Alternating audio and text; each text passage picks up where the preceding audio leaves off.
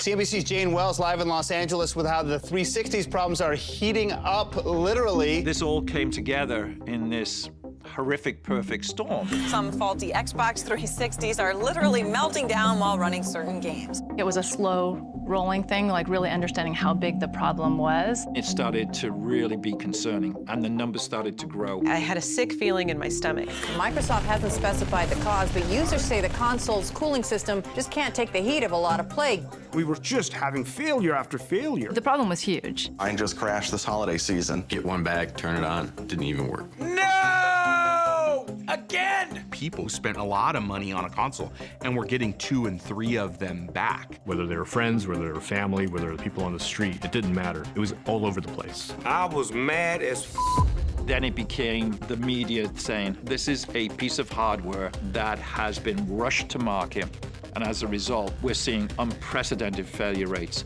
It's broken. Everything that I've worked for the last couple of years is trashed. There's a new contender in the video game wars. Xbox is going to be the future. Truly the future of video games. Xbox. Taking over the living room. Limitless, connected digital entertainment. You guys never understood. The company is going to face fierce competition. Sniper! It's a ticking time bomb. Makes me very nervous to actually play this for you. Xbox getting a major overhaul. A bold vision for the future of gaming.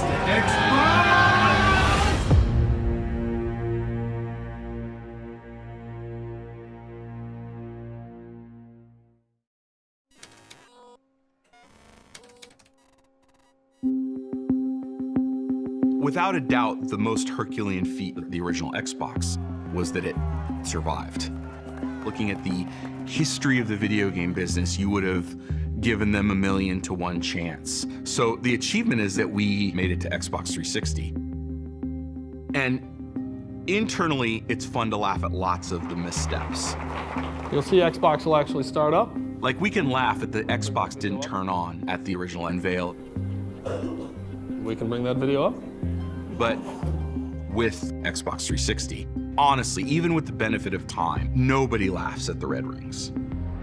To understand the red rings of death, you've got to go back to the beginning and all of the work we did with the Xbox 360 to build it from the bottom up. We were absolutely focused on getting out ahead of the PS3. We needed to be seen as the start of the next generation. The 360 was 5 to 10 times more powerful than the original Xbox. And so to achieve that level of performance, we had to push technology and solutions that didn't exist in the previous generation. This was an incredibly hard, complicated program. The circuit board itself is a completely custom design. And we were building these chips, which was a new process at the time.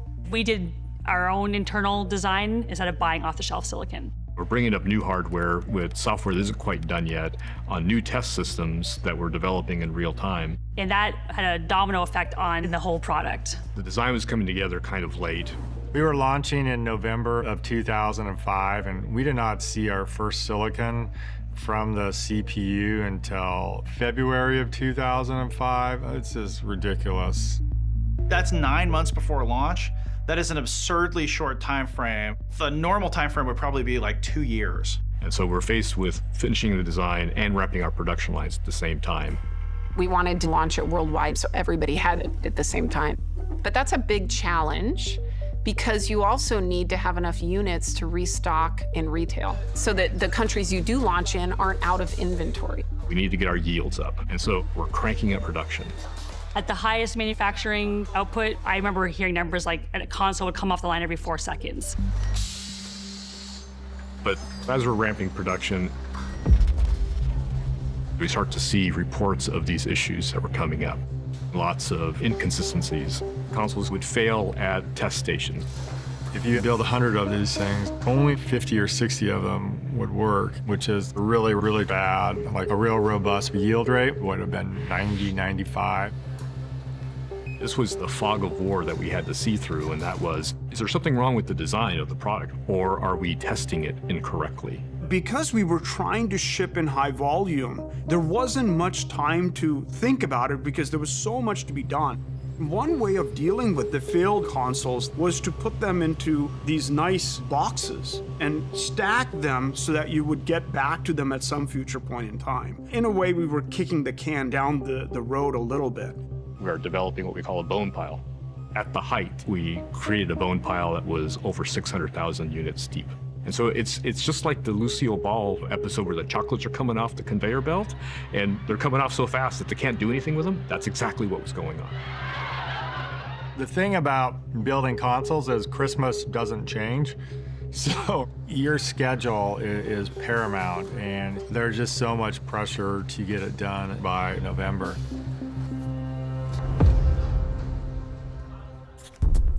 After a hectic lead-up to production and months of intense troubleshooting, engineers finally managed to solve the technical issues that had plagued the 360.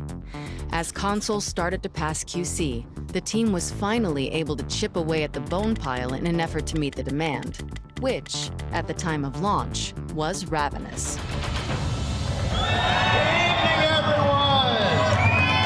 So here is ready for Xbox 360. I'm outside the Best Buy in Midtown. It's raining here in New York, but these gamers don't care. They've been out here in the rain since early this morning, and they're not leaving until they get an Xbox 360. When the Xbox 360 launched, there was a palpable excitement for this console. The Xbox 360 finally got out of your dreams and into your car. Microsoft had their fingers firmly on the pulse of what gamers were expecting, and they clearly had a vision of what gaming would be for the future. We got in with something that was unique and revolutionary, a gorgeous design of the concave elements of the 360. It really felt, in some ways, that Xbox had actually just arrived. This new world of online, this new world of social engagement, this new world of building communities. We at Microsoft had absolutely nailed that experience. The demand was really, really high. We were selling every single unit that we could ship into the market. I know there are a lot of fans out there that want a 360. There's a shortage out there. You know, is that a marketing strategy, or can you not produce enough? What's the real story on that? We are making as many as we can, 24 hours a day, 7 days a week. We're flying them in. Ultimately, we got through our challenges of production, and we just need to be able to catch up. By hitting the market a full year before PlayStation 3, Xbox 360 had a head start on the competition. But Sony was still the undisputed industry giant, and they had every intention of keeping it that way. It was the year after we shipped, when PS3 was coming out. We were paranoid. Sony had such credibility that they had cultivated from the PlayStation 1 to the PlayStation 2. So they were riding on this tidal wave of success and goodwill from gamers. Coming off the PlayStation 2, Sony had done everything right, the most successful platform in game industry history, and really just needed to stay to the playbook. In contrast to that, you just witnessed Microsoft coming to market at the right price a year before you're able to come to market. So you know you're facing formidable competition. PlayStation 3 is the best-of-breed computer entertainment platform. PlayStation 3 was positioned as a premium product from the get-go. This was going to play games, but it would also play Blu-ray discs. So it was seen more as kind of an entertainment machine. We knew they were going to be somewhat arrogant. The next generation doesn't start until we say it does. And they would price their console to where they felt they needed to have it because they felt that they were untouchable. This is sort of pre-live streaming era, and a bunch of us were huddled around one person's laptop, like a 15-inch laptop screen, streaming Sony's press conference. And then they dropped the price. In North America, the PlayStation 3 will be available at retail for $599 US, $659 Canadian.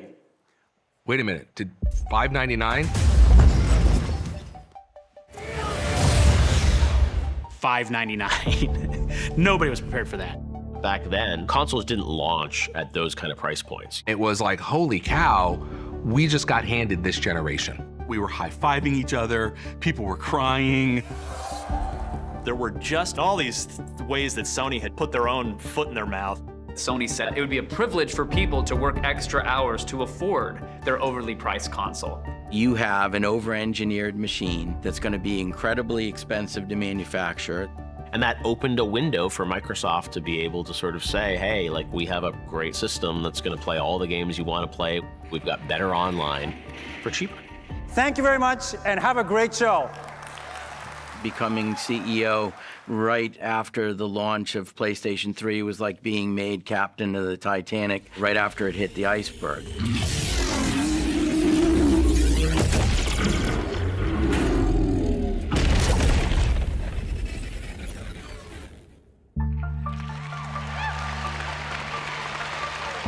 After Sony's announcement, we could not wait to get on stage the next day. Couldn't be more excited to be here because we're delivering the next generation of gaming right here and right now with titles that are nothing short of spectacular. We had a lot of PlayStation fans and even Nintendo fans who were coming to Xbox because we had the best games, we had the best system, we had the best online network. We led in every aspect. With the help of our incredible partners, we're delivering on that vision with Xbox 360, with a high-definition gaming experience more powerful than anything else in the industry. Yeah, we were riding high, we were celebrating. I'd say the morale was extremely high. And we had so much pride in this product. Everything was great. And then the storm hit. You bought two? Before launch, engineers had worked around the clock to fix 360's early technical issues. But by June 2006, there were reports of an entirely new, never-before-seen problem. Distress calls flooded into Redmond. Something had gone terribly wrong. It was in the forums, and I started to notice that something wasn't right. There was a lot of chatter about console failures. Dude, what? Your Xbox? You might want to take a look at it? Over time, we kept hearing more and more about it. We'd go to a launch event for a game, or we'd go to meet with games journalists. Then they would all start talking to us about it. Like, before we can talk about new features, we want to know, is this fixed? But we had no sense of how big of an issue it was. We didn't even know how to deal with it. And then we saw more reports of it. Microsoft have been in the news with their latest computer system, but it seems the last big product they launched can have some problems. That's the first time I've seen this. There it is. Mother. The Xbox 360 had a really cool feature where there were 4 green lights around the Xbox emblem. Each of those lights corresponded to a specific controller, and so that's how you knew what player you were in the game. We also used the ring to tell people when there were issues. It's like the check engine light on your car. And this is what we called a core digital error. And this was an indicator of the system detected a major issue. The error state was just that there was no communication. So the machine was just basically telling you, I can't do anything. This would show up as 3 segments in the ring being lit red, which would come to be known as the red ring of death. It's the red ring of death. Red ring of death. I got red ringed. Everybody got red ringed. What the Are you kidding me? When that motherfucking red thing come up and then the whole game freeze and motherfucker be like, man, what the is going on? We can't play. What's going on? Yo doing that too? It was, oh my God. It was terrible. No! Red ring of death! Again! We have no Xbox. I'm calling support. You wait on hold for a while. They let you know they really appreciate your call. You wait on hold a little bit longer, and then they go, okay, we're gonna get you a replacement unit. It doesn't show up for a week. All the enthusiasm's gone, and then here's the new console, and it was just like, wow. This is the 4th Xbox. Microsoft. Effectively, the failure rate was near 100%. It just became an epidemic. It was a red ring of death. Consoles hotter than a dragon's breath. It was a red ring of death. No freaking way! And I'm so pissed off. Grab the phone, dial tone, call it Microsoft. Now they'll see the dark side of me. I'm on hold. It was a red ring of death. The glitches that went down with Xbox 360, I was mad as I'm like, get this fixed or I'm leaving. I'm joining the enemy. And as simple as that.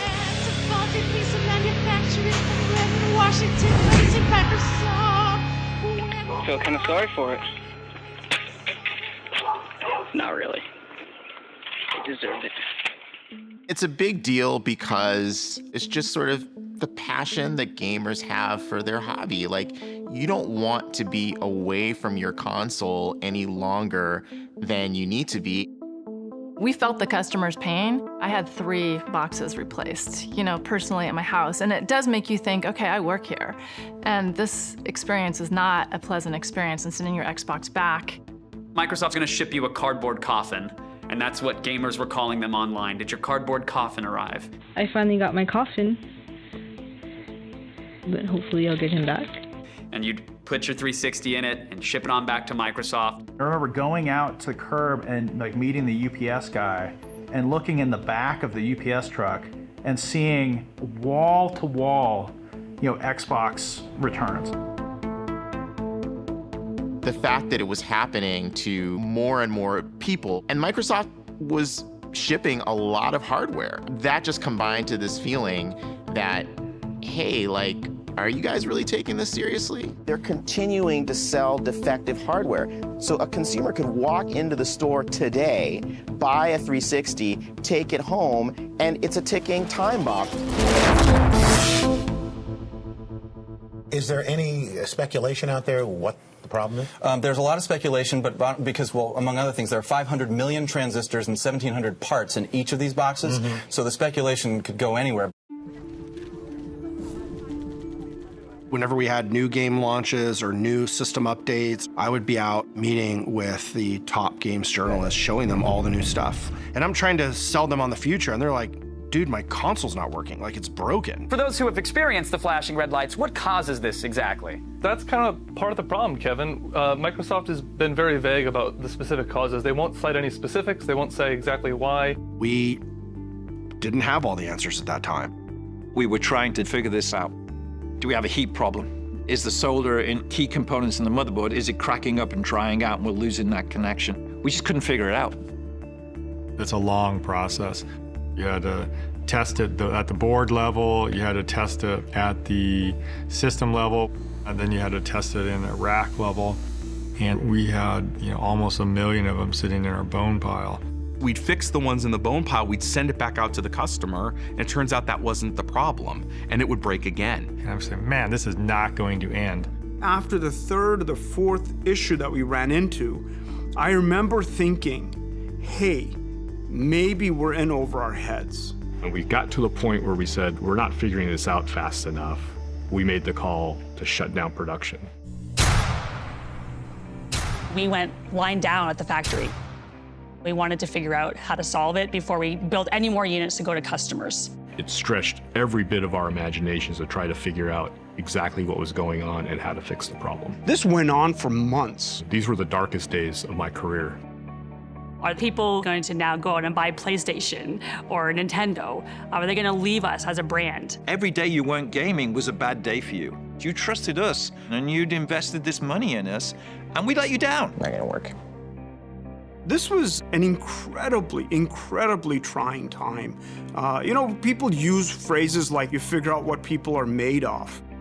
Having gone through it, I can actually say that happens. It's a thing, it isn't just a phrase. Todd had to manage the very complex process of what we call root causing until we knew what was going on. 2006, 2007, I dedicated a lot of my life to this Xbox in order to fix this problem. Breakthrough came when we understood that the connections that were being broken were not located on the motherboard, but they were actually located inside the components. The problem was a connection was breaking. The reason it was breaking was thermal, but it wasn't because of the peak temperature. It was because when the unit would get hot and then cold, hot and then cold, every time it did that, it would stress the connection. All these people love playing video games, and so they would turn this thing on and off, and when it would turn on and off, you get all sorts of stresses. And just like when you bend something too many times till it finally breaks, that's what was happening. Once we figured it out, how in the heck are we going to fix this? Peter Moore and the executive team faced a big decision about trying to fix this with all these boxes that were out there in the wild. This was something that could tarnish the brand. They needed to do not just something, they needed to do the right thing. If we're going to save this brand, we need first-class consumer service reaction to this. The credibility of the whole platform really, I think, hung in the balance. There's only one way to do this, and that is you have to fix every console for every customer at no cost, no questions asked. I think we're off to a good start. I remember sitting on a whiteboard writing out some simple math on repair rates times $1 times a customer times an amount equals a number. And that number became pretty big. And I remember feeling in my stomach this is gonna be a bigger issue than I thought. By the time we looked at the cost of repairs, the lost sales that we factored in, we had a $1.15 billion problem. Peter had to go to Steve Ballmer and basically say, hey, bad news, I need $1 billion to go fix this issue. I'm expecting to be ripped to shreds. Come on! It is a make or break situation for Xbox. If Steve Ballmer does not give Peter Moore the money to go fix it, Xbox is dead. Like, there's probably no question about it. To the credit of Steve, and I can still see him looking at me right now, he said, do it. Just do it. We'll figure it all out. We'll take the hit. Microsoft will spend at least $1 billion to repair serious hardware failures with its Xbox 360 video game console. Over 200 million of this was simply one-way overnight shipping around the world. Kudos to Microsoft for stepping up and putting their money where the red ring of death was. It was one of the times when I've been proudest to be part of Microsoft because we made a mistake, we owned it, and we did the right thing for consumers. Without that money spent, without them taking the problem head on, there's probably no Xbox right now. We bet on our fans and our brand and took the hit. Take that hit once, do it right, don't ever regret it.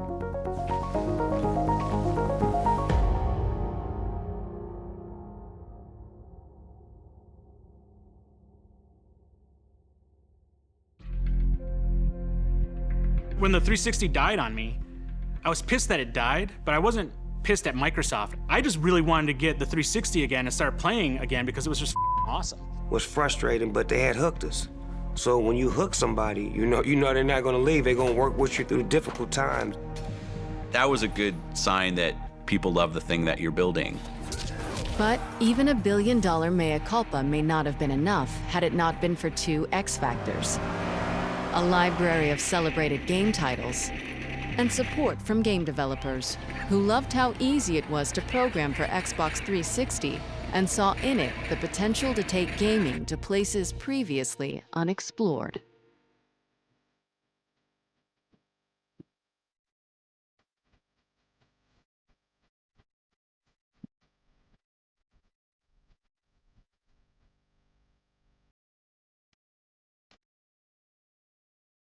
Gears of War at the time was the best looking game ever made. And it became this poster child for HD graphics and HD fidelity. Like, this is a game that people are going to immediately gravitate to and go, oh my God, I can't believe the 360 looks that good, especially when they compare it to PS3. Because this game looks better than anything on PS3 right now. It was the fastest selling Xbox 360 game. It sold like 1 million units in the first couple of weeks, and that really propelled the 360 in a big way. Gears of War may just be the great hope to turn the 360 into a must-buy console. It was a very different type of game for Microsoft. An M-rated game with over-the-top violence. Everyone loved the signature weapon, the chain gun, the Lancer. Gears of War was about appealing to a hardcore gamer. The people that play Gears, they have so much passion, and people get tattoos, and it's just the deep connection they have with the franchise and the game. It's unlike any other franchise that we have. That is satisfying. And all of a sudden you see this tide turn of every publisher is then developing for the Xbox 360.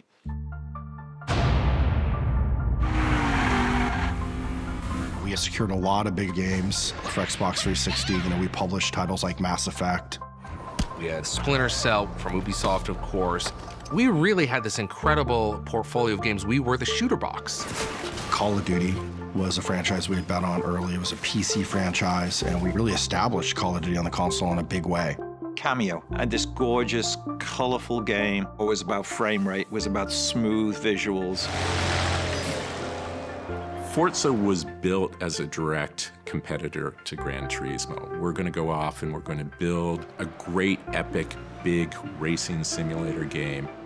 You had cars that had amazing reflections of the sky. They had reflections of other things. You had particle effects.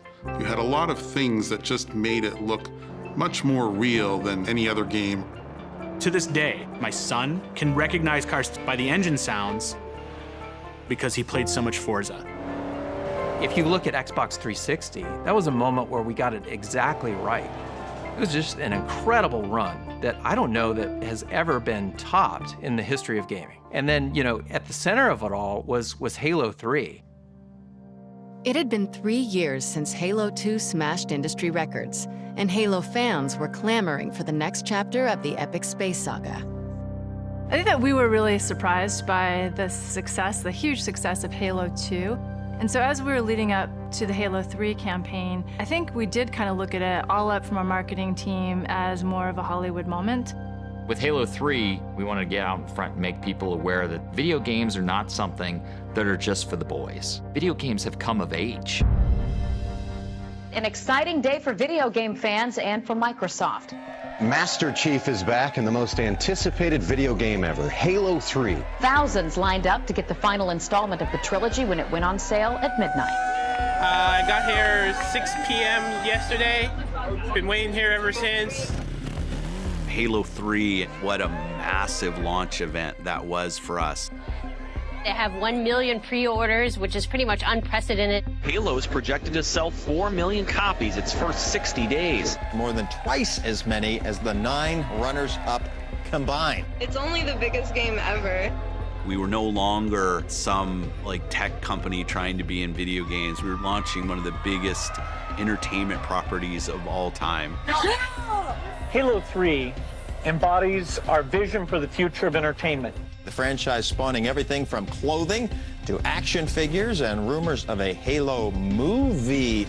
Halo 3 really started to make gaming the mainstream cultural phenomenon.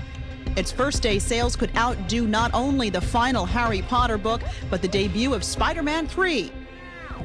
When everything was tallied, we had generated over $170 million in revenue in the first 24 hours, setting a new record for the biggest day in entertainment history. It was just an amazing moment. It was one thing after another. We had games, we had Time Magazine. Everything started clicking and it felt like something's happening. We delivered the right content, the right hardware, the right games, at the right price, and we were showing massive momentum. The ship had sailed and sailed magnificently and kept sailing full steam ahead. Only a week ago, Peter Moore took the stage in Santa Monica, California for Microsoft's E3 press event. A mere 7 days later, the man in charge of the 360 and the Games for Windows division has decided to move on to EA Sports. I left Xbox because I felt like I had done what I needed to do. Ironically, he'll be replaced by Don Mattrick, the former president of EA, but one has to wonder, with the face of the Xbox gone, how will this affect the 360's standing in the console wars? Don Mattrick was a really accomplished game developer. As a kid, he wrote these amazing games, and he was just super smart. Don's really an innovator. He's a business leader. He's really into the tech. He really wanted the Xbox to be a product that could reach a broader and broader market. When I joined Microsoft, Steve Ballmer said Xbox needs to have more than a true product lifecycle. And to do that, we need to place bets, we need to move into new categories, we need to innovate and create new hit products, both in gaming and in entertainment. When Don Mattrick came on board, it was more about trying to appeal to a completely different audience and a very broad audience. So there was this one meeting where he shows up and he says, we're not going for 30 million consoles, we're going for 300 million consoles. And the strategy behind that was we need to make casual experiences. When the Xbox 360 launched, we had Xbox Live built in. We had this very basic blade for Marketplace, and we had only game content. One of the things that I've been tasked to do was go get us some entertainment content, which was an entirely new idea of the time. We started doing deals with studios. We were excited when we had 1 movie and then 2 movies and 5 movies and 10 movies. Microsoft's Xbox will transform into a next-generation entertainment hub. Users will be able to navigate through music, movies, television shows. For the first time, we were realizing that streaming and digital video content was going to be a big deal. And then we had Netflix come on. Xbox 360 was a big part of putting Netflix in the living room. At the time, Netflix was a mail-order DVD catalog service. Nationally, Netflix moves more than 1.5 million DVDs a day. There's 40 of these warehouses around the country. Right. So that nearly every customer gets next day delivery. Netflix hadn't done anything with digital streaming. We thought, why don't we call them up, see if they would be interested in distributing their content through Xbox 360. We definitely accelerated their growth because we introduced them to tens of millions of devices that were connected to a TV overnight. It's a great opportunity for Xbox members to never leave the sofa. You know, watch movies from Netflix, play great games. It's a great platform. And it's like, what should we do next? Well, we brought HBO, we brought Twitter, we brought Facebook. Today, that may not seem that revolutionary, but at the time, the idea to be able to do that all in one box had just never been done before. Our Xbox Live community, the digital streaming services, the gamer tags, the achievements, the experiences, they were things that we would hear consumers say they loved and competitors say they were envious of. Xbox Live really proved that people wanted digital content. I think that created this sort of ripple effect that affected Nintendo. They knew that they probably needed to shift on how they did some things. They weren't just going to give you another console, they were going to give you a console that did something different. This is Mike. By day, he's Mike the businessman. But when he picks up the new Wii Remote from Nintendo, he's Mike the warrior superstar athlete man. Holiday of 2006, Nintendo released the Wii and turned the world upside down. We're confident because for pick up and play games, there's nothing like it. For baseball, for tennis, games like that, it's fantastic. But with the nunchuck, what you're able to do in a first-person type of game is a huge step forward in control. Nintendo came out of left field with a device that wasn't based on technology. It was based on a simple entertainment experience of being able to play a game without being a button masher on a controller. It really resonated with a mass audience, a wider audience. All of a sudden, parents are playing video games with their kids again. Suddenly, you heard people talking about video gaming as something that was good for you. Wii Fit is about bringing fun into fitness.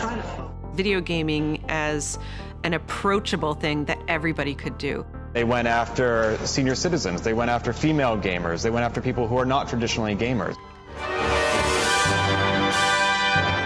Clearly, they expanded the audience and they took gaming to mainstream entertainment. I remember Bill putting a lot of pressure on the Xbox leadership team. How did we miss motion gaming? What can we do to catch up? We need to compete. We need to advance our game strategy. We don't want to do a Wiimote ripoff. We want to do our own thing. Don also had this vision for controller-free gaming. What would it be like if instead of waving something, we were recording movement? We were recording state of people physically through a camera. The controller, he thought, was this impediment to more people playing games because you had to kind of learn this device. And his view was like, hey, if people could just like swat at things or move things or drive a car like this. It's kind of crazy, but it's like if you could drive a car like this, that would make more people more willing to play video games. We set out to really make the console approachable to a whole new generation of people, to a whole new set of people that wouldn't otherwise think about gaming as something that it was for them.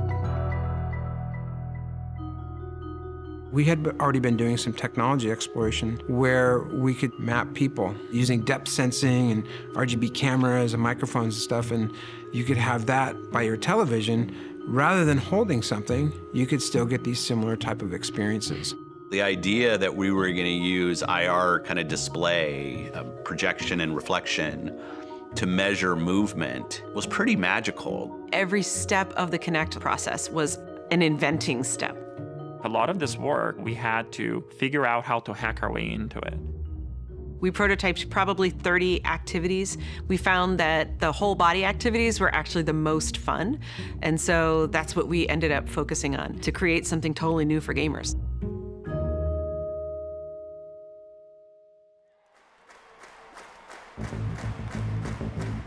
We launched Kinect, and it was a game changer. I don't think anybody saw it coming. It was something completely new and unexpected. So you can see if we wave our hands, it's tracking your full body. That's and now crazy. we're playing. Okay. So if you lean left and right, jump, jump, jump.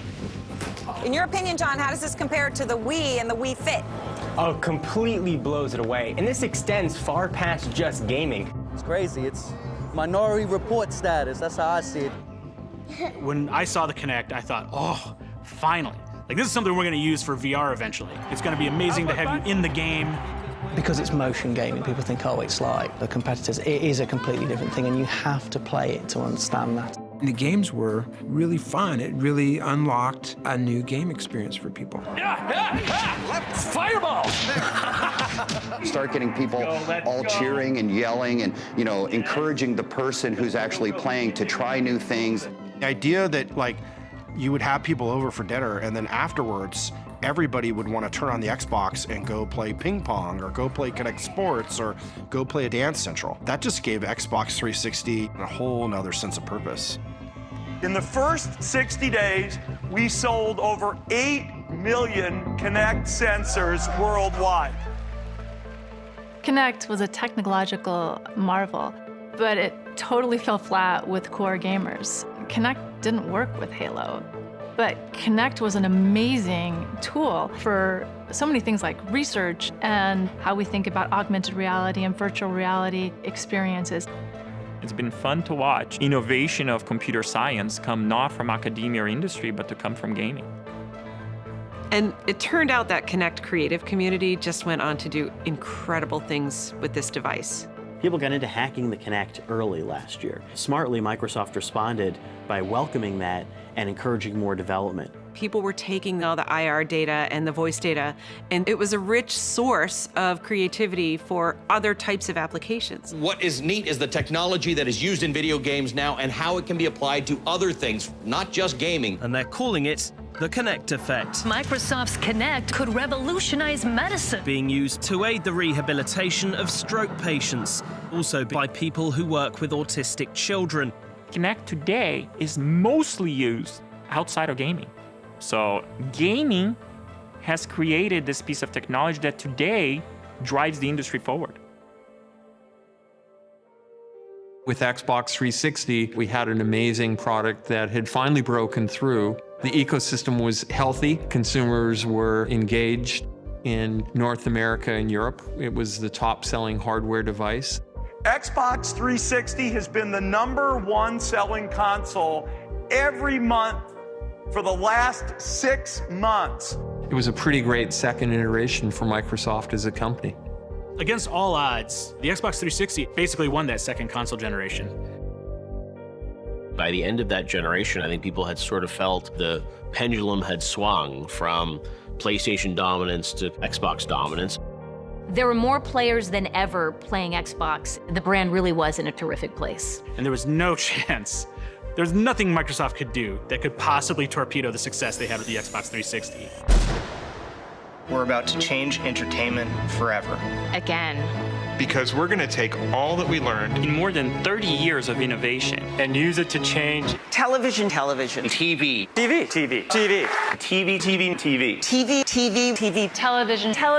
Television. Watch TV. Team Xbox is on a new mission.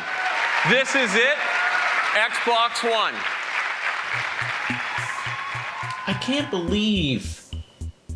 I cannot believe this press conference.